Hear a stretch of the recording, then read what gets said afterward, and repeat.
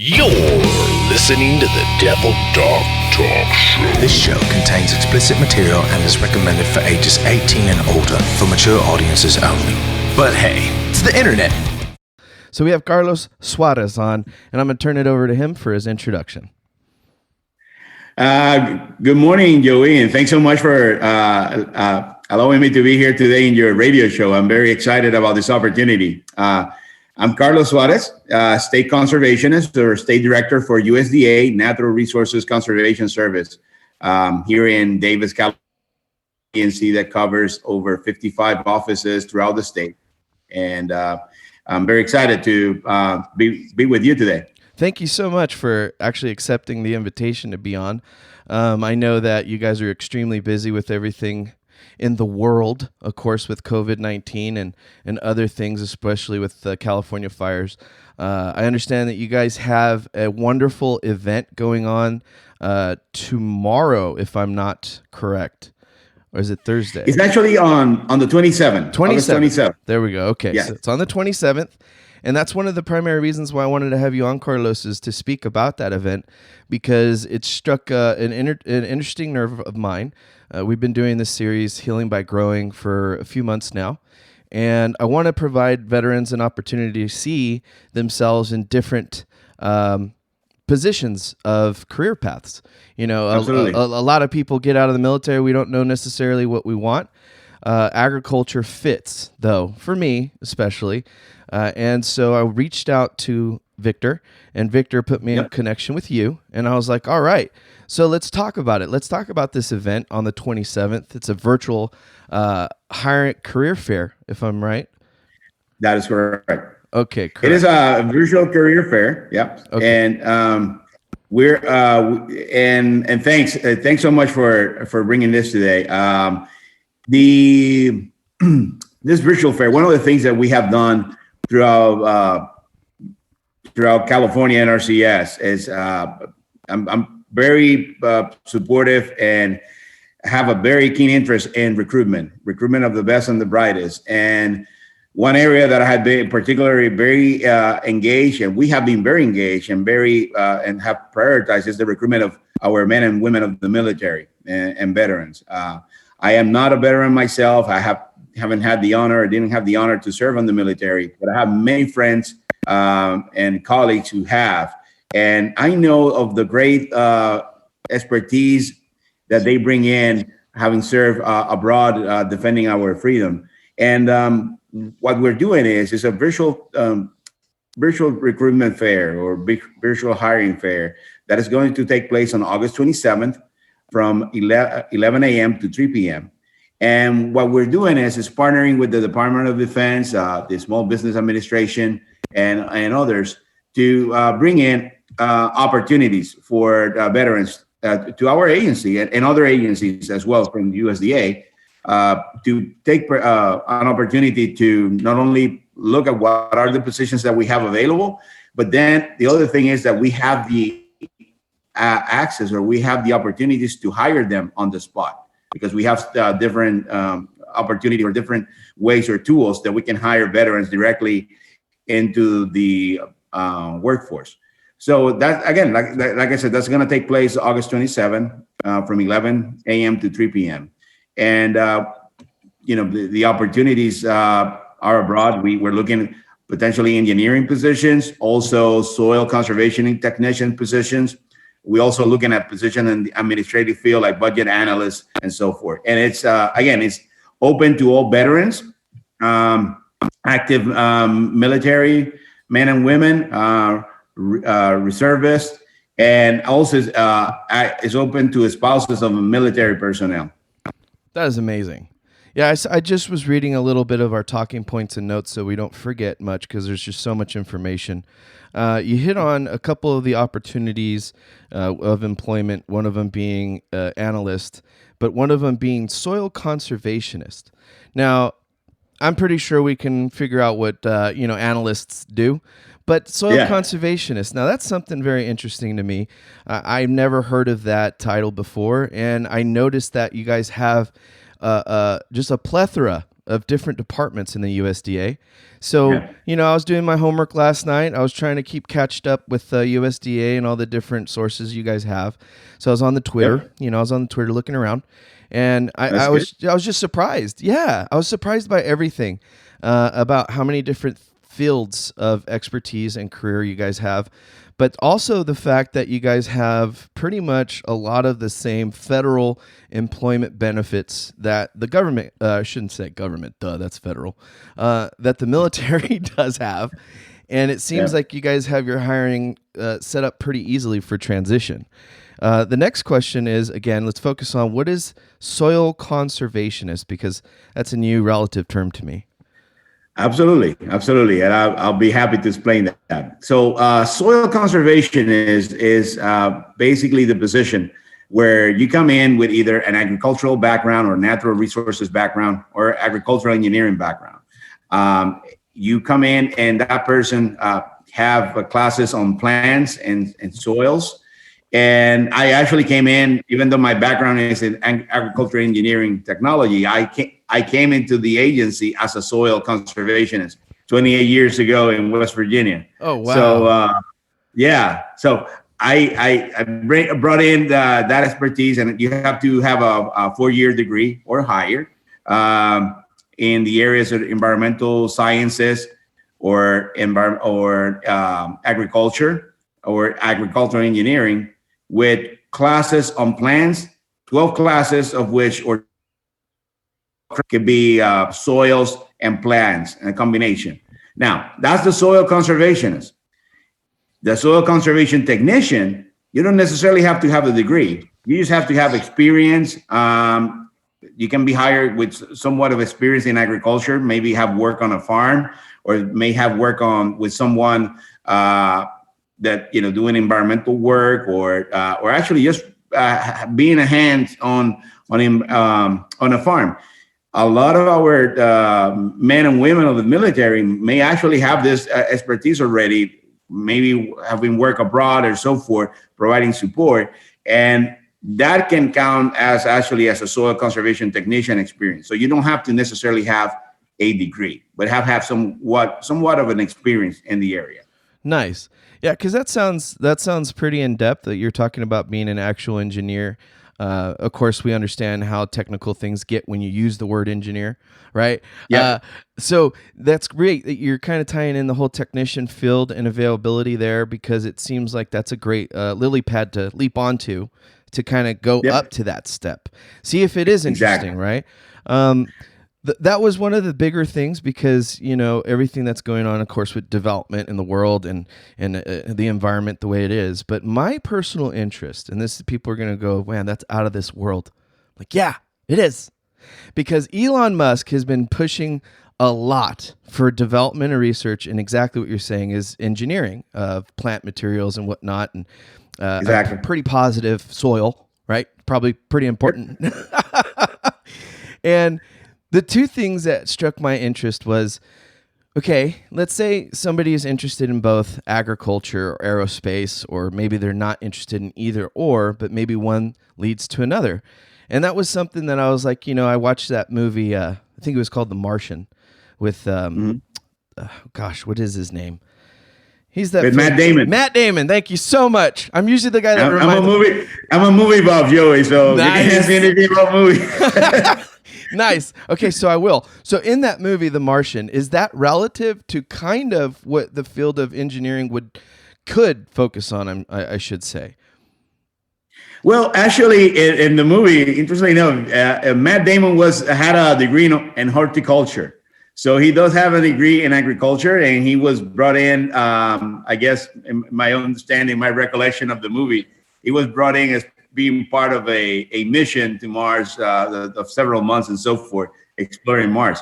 And what saved him, interestingly enough, is that he had that expertise in horticulture, and he was able to combine the soil, combine the nutrients that were available. If you remember, trying to fertilize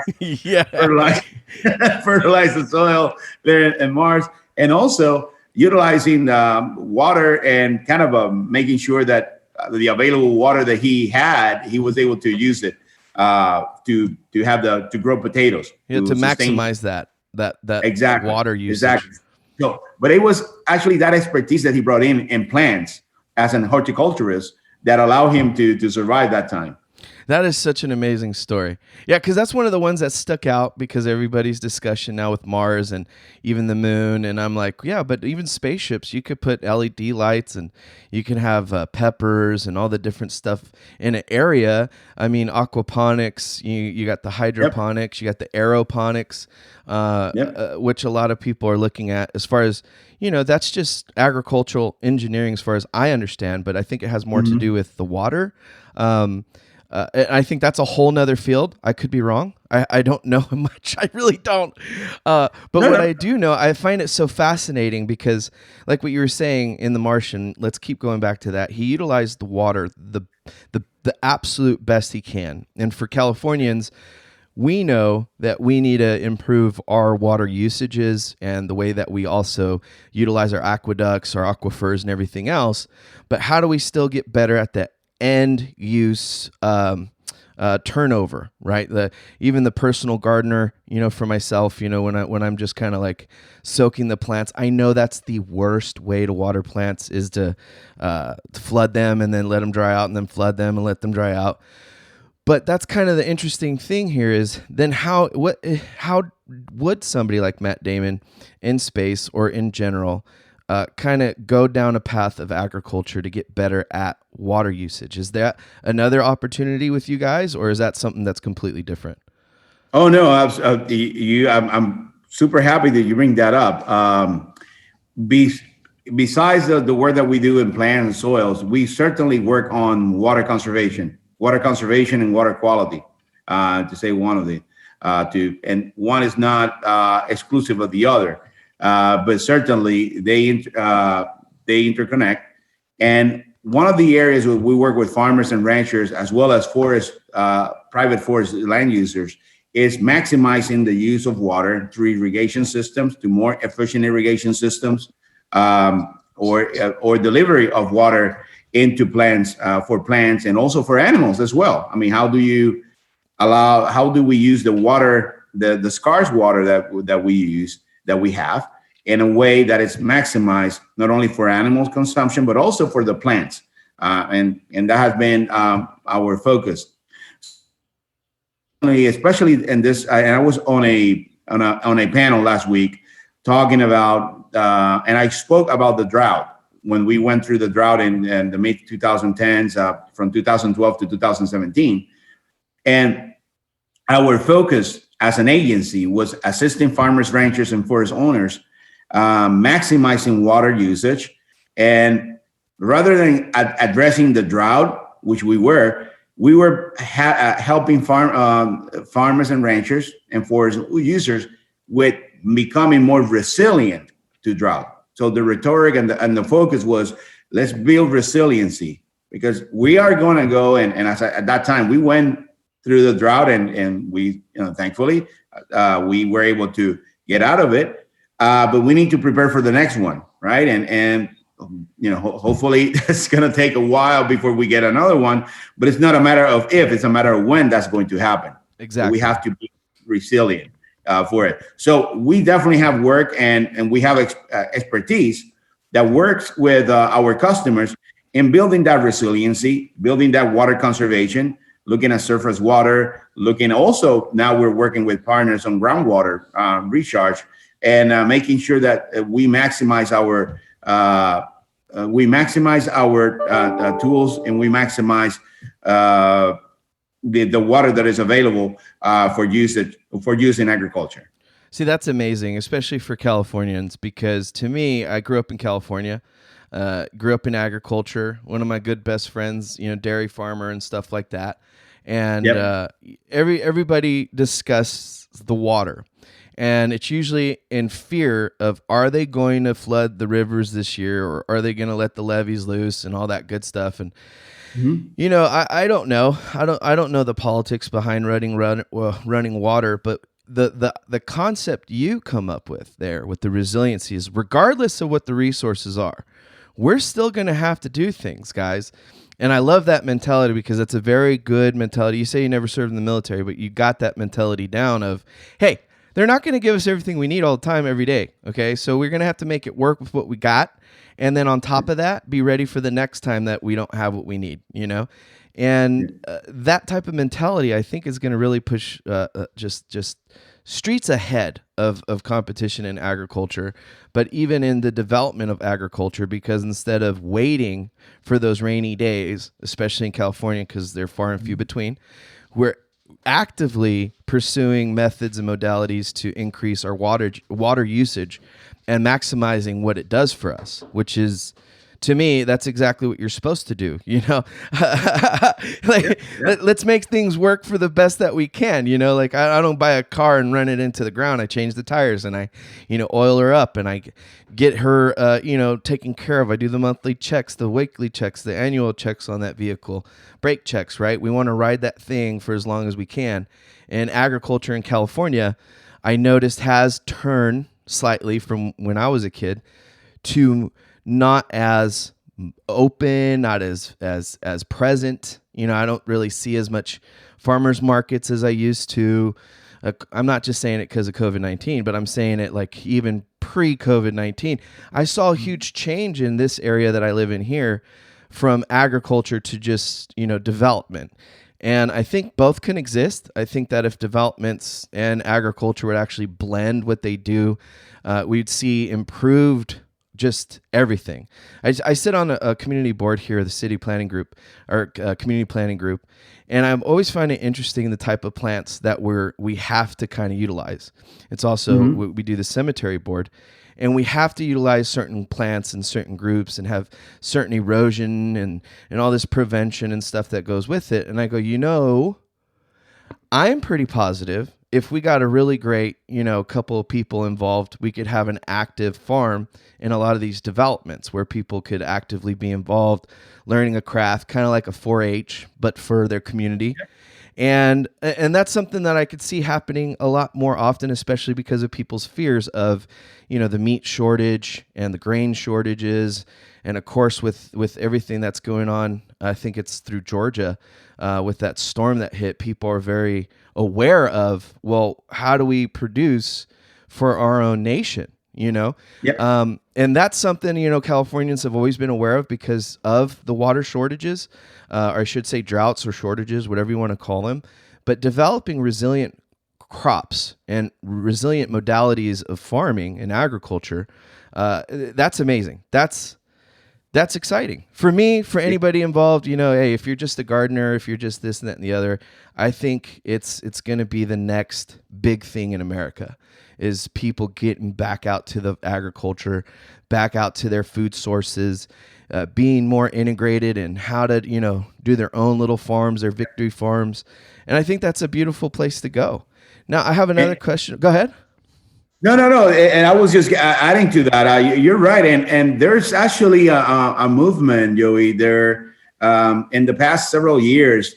I have seen more of a movement to go more to have more farmers market and local communities.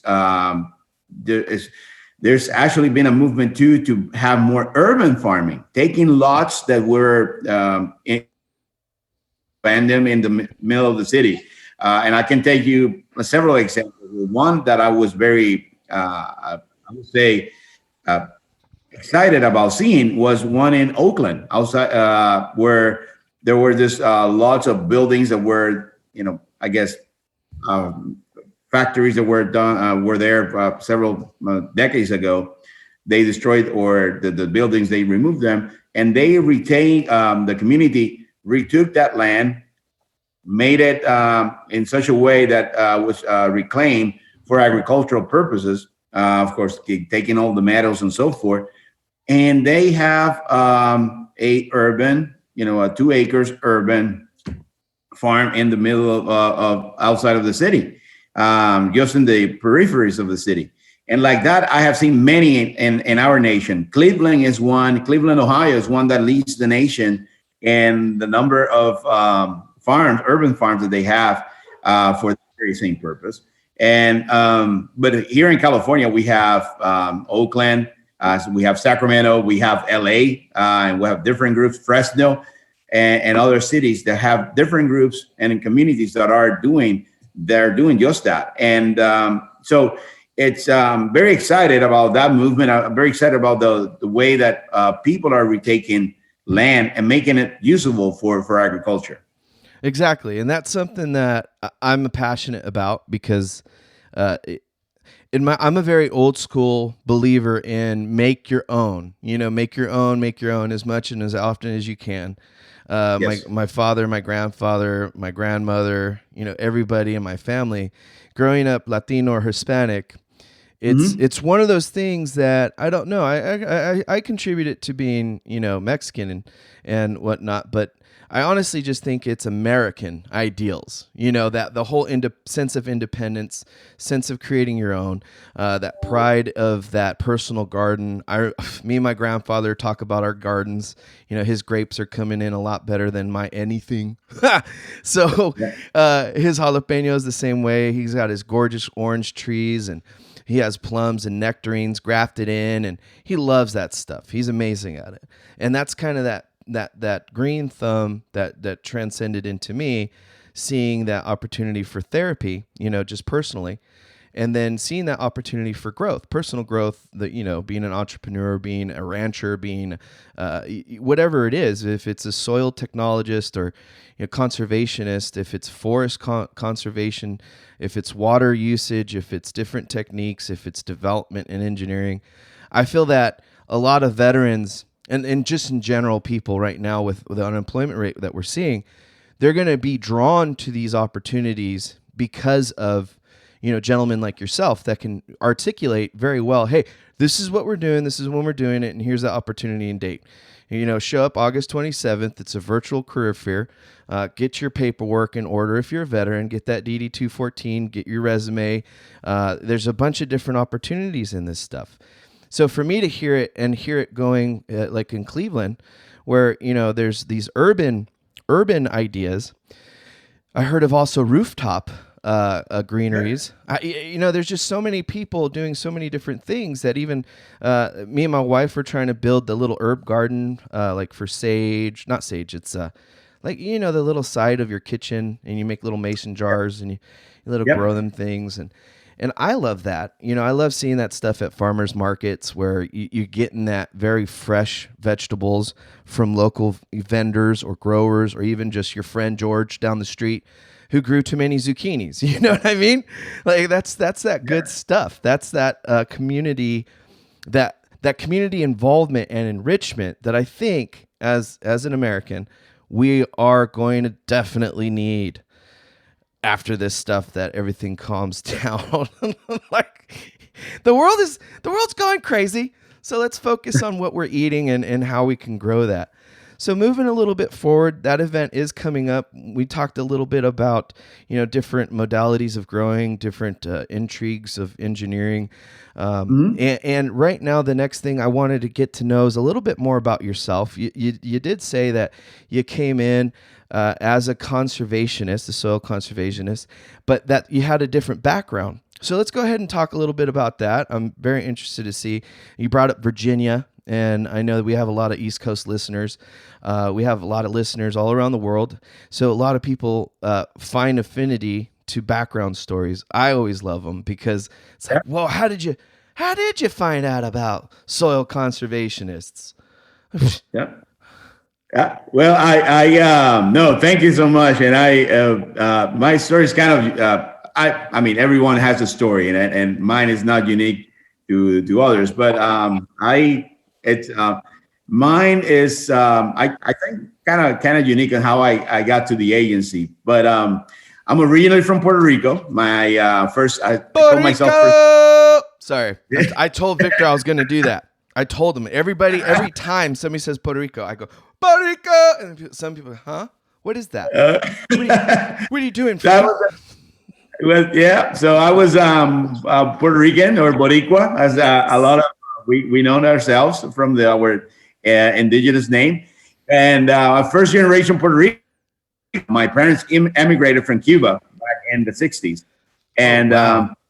yes, so family, well, immigrants at some point. So I started my career, or I went to the University of Puerto Rico, Maya West, which is where the agricultural and engineering schools are.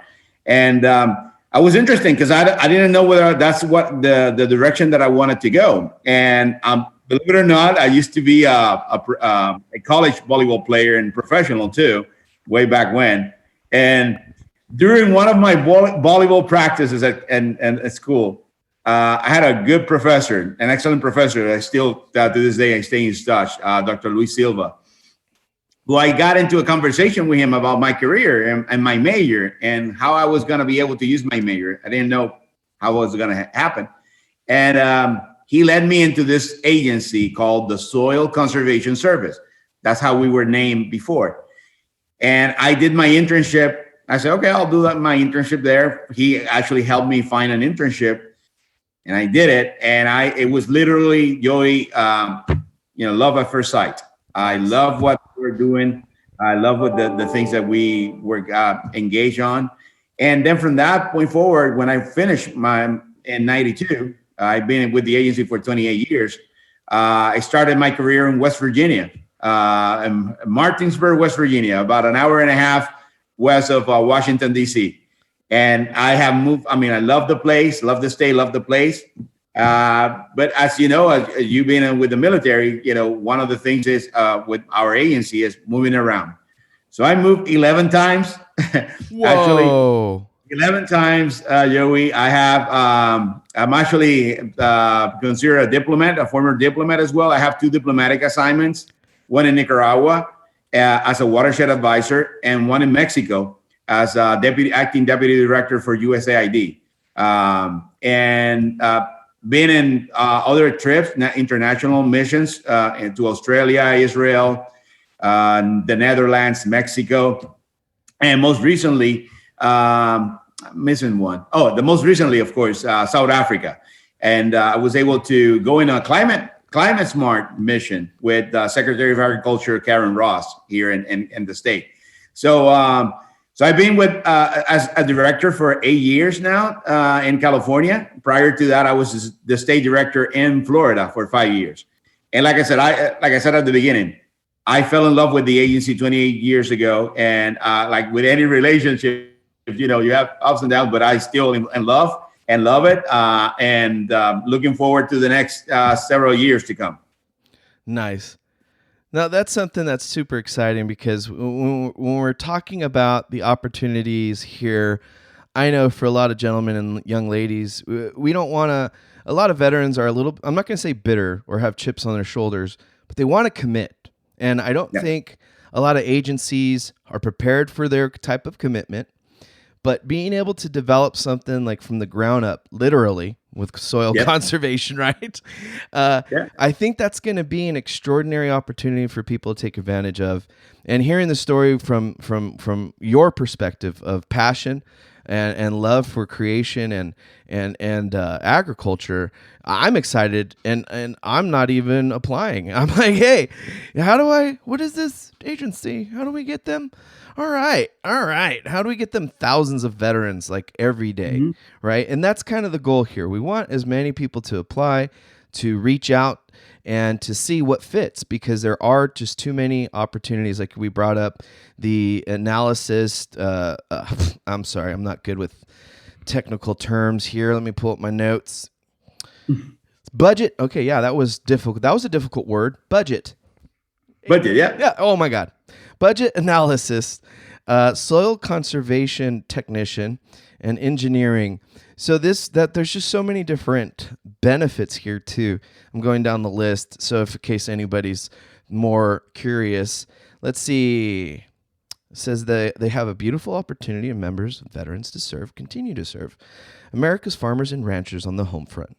Retain your time in service, buy your time back, have no interruption in your medical, dental, or vision. That's always good. If anybody is too young to understand that, trust me.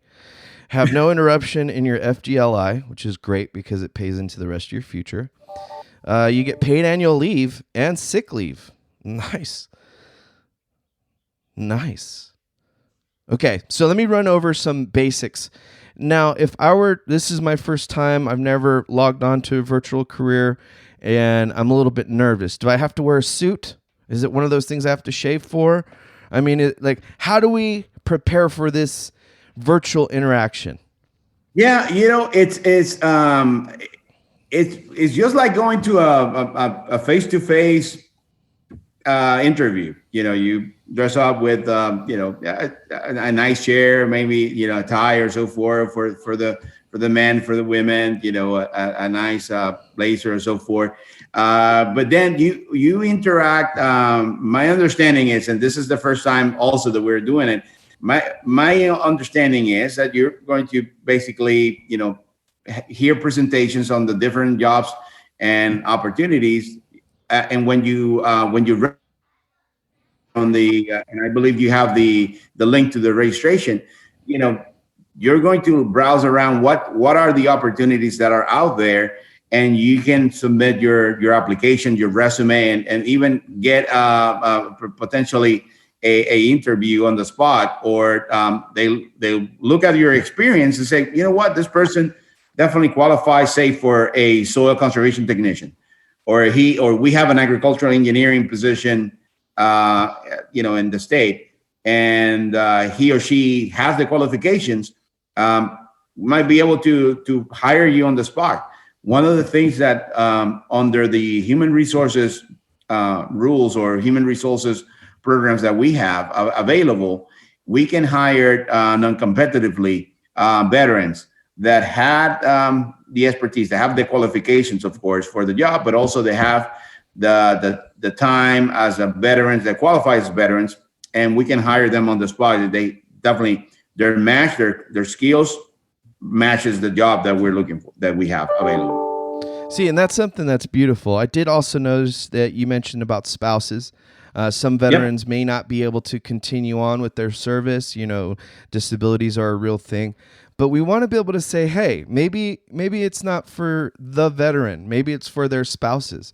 Budget analysts, I'm not trying to put anybody in one avenue of approach or not, but having an opportunity within a government agency, federal agency, and getting your foot in the door. Now, I can't express that enough, to the young guys out there, even the older guys and girls out there. We already understand about retirement. I think that with all this COVID lockdowns and the restrictions of, honestly, manifestation and growth and prosperity, well, let's take advantage of what is there, right? We always in the military, we like to focus in on pinch points and how to pivot. And I think that entrepreneurs, farmers, agriculturalists are the same. Like we brought up Matt Damon earlier. He's an opportunist. Okay, he took care of himself. He made it work. And we thank him for that. My mom, my late mom, she rests in peace. She had a 4th grade education, but a PhD or post PhD in life. And she would always tell my brother, who's an engineer, my brother's an industrial engineer and one of my role models. He will tell my brother and I, there is no problems. There are opportunities. And that's how I have tried to live my life, is that when you have a challenge brought to you, I mean, of course, you like, okay, how am I going to handle this? But when you think about this and say, where's the opportunity here on this challenge or this problem or this quote unquote problem, then options start arising. Options start popping up, and then you see things differently and you see it more in a positive light. So certainly, we have a lot of opportunities and with NRCS. We also have other agencies that will participate in this virtual job fair with Farm Service Agency, Rural Development, Risk Management Agency, among others, who are all part of our USDA family. And as I talk about, of course, my agency or NRCS, we're looking to one of the things I'm very proud of, Joey, is the diversity that we have in our agency.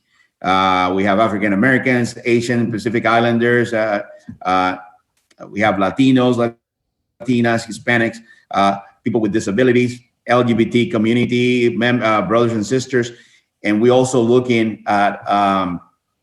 also at the bringing in more veterans into our agency, because there is the opportunities that we have within the agency are definitely I'm biased, of course, but I'm sure that our opportunities are there for our brothers and sisters of the military to apply and be part of this great agency that has been in place for more than 85 years. See, and that's exciting. I'm excited. I hope you guys are excited for the virtual career fair. Again, that's August 27th, 2020. I believe there's multiple. I'm going to add all the links and stuff for you guys to put that stuff, make it easier. I'm going to add your guys' direct link for NRCS. I believe that's what it's called. Correct? Yep. All right. Yep. See, I'm doing good this morning. I had my coffee. And then other than that, I'm thoroughly impressed with what you guys have as an organization, being able to create something, like you said, an opportunity within a current circumstance of the world situation right now, and being able to provide, that light, that leadership, that guidance for many to kind of pursue that passion that of which you found. I get behind it 100%, and I'm super enthused to see what we can do as far as a relationship and build hopefully a very great stream of veterans going towards this agency and opportunity, either for themselves or for their family members or their spouses, whichever way people find opportunity. The number one thing is to go looking for it, right? can't just sit back and hope, right? Yeah, there you go. The opportunities are there, and in any way that we can help, we're here to help and support our men and women of the military and our veterans. So we're excited about this job fair, and we're excited about the participation that we anticipate on the 27th. Nice. Awesome, Carlos. Thank you so much. We're going to go ahead and wrap this up real quick. This is Carlos Suarez from the USDA NRCS. He's the state director, and they got that amazing virtual career stuff going on August 27th. We'll provide the links, and I hope to see everybody out there. And we'll catch up right afterward to see how things turned out. I really want to keep in touch with that and share as much as I can on our social media. And anytime you guys need anything as far as to help veterans connect or understand the opportunities that you guys are presenting, please don't hesitate to send an email. Say, hey, I really like to present this. We'll get you on as soon as possible, edit it up, and out there for people to listen to. Thank you, Joey. Thanks for having me, and good luck, and thanks so much again. Hernandez. Yeah, hello. This is your Irish number 4, and then this is your number represent Irish number 6 because he has me for shit.